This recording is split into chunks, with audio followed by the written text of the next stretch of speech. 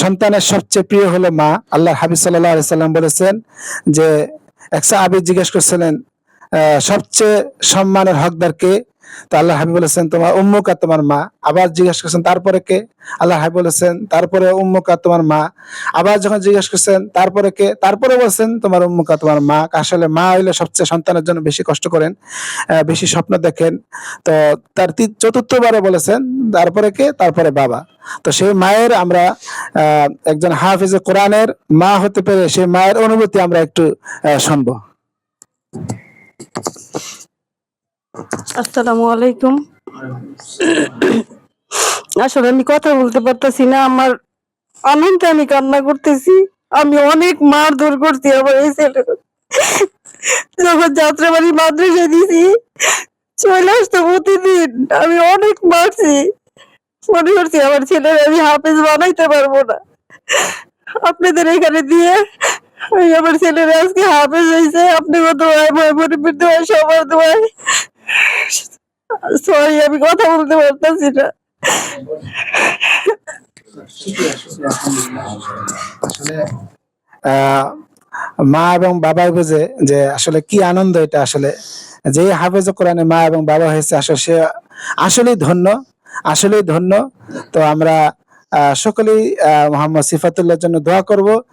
প্রিয় দেশবাসীর কাছে আমি দোয়া চাইবো আল্লাহ তাআলা যেন এই সিফাতুল্লাহকে কোরআনের হাফেজ যে হয়েছে এটা যেন সিফাতুল্লাহ দিকে আসে, কোরআন হাফেজ যে হয়েছে সেটা যেন সে ধরে রাখতে পারে এবং গুনাহমুক্ত জীবন ধারণ করে বড় হাক্কানি রব্বানি আলেম হতে পারে এবং দিনের যেন এবং দায়ী হতে পারে।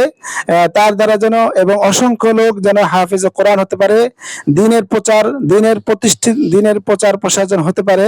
আমরা তার জন্য দোয়া করব। এখন আমরা খুদে হাফেজ মোহাম্মদ সিফাতুল্লাহর কাছ থেকে তার অনুভূতি জানবো এবং কিভাবে সে অল্প সময়ের মধ্যে হাফেজ হয়ে গেল তার সেই গল্প আমরা শুনবো তার কাছ থেকে। আসসালামু আলাইকুম ওয়া রাহমাতুল্লাহি ওয়া বারাকাতুহু।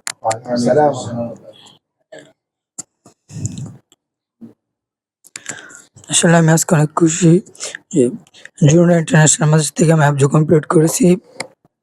ওস্তাদ আমাদের পিছনে অনেক মেহনত করেছে। আমিও চলে এসেছি। আলহামদুলিল্লাহ। মারহাবা। ওস্তাদ আসেন, যে ওস্তাদ তার জন্য অনেক মেহনত করছেন দিন রাত। আপনারা জানেন যে একজন ওস্তাদ আসলে ওস্তাদরা আসেন একটু পরে দেন সবচেয়ে বেশি কষ্টের তার জন্য হিফজ বিভাগে খেদমত করা, সে ভোর রাত থেকে শুরু করে একবার রাত 10টা পর্যন্ত হিফজ বিভাগে ওস্তাদের ডিউটি। তো সে দিন রাত পরিশ্রম করেছেন। মাদানী সাহেব আমাদের আতিকুল্লাহ আল মাদানী এবং মুফতি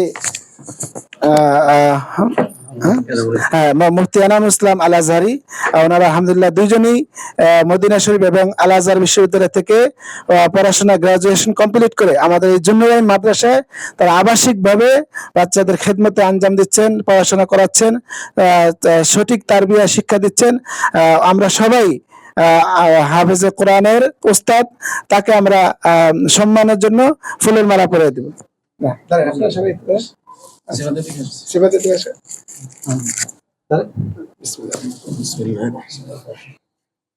সকল মারহাবা।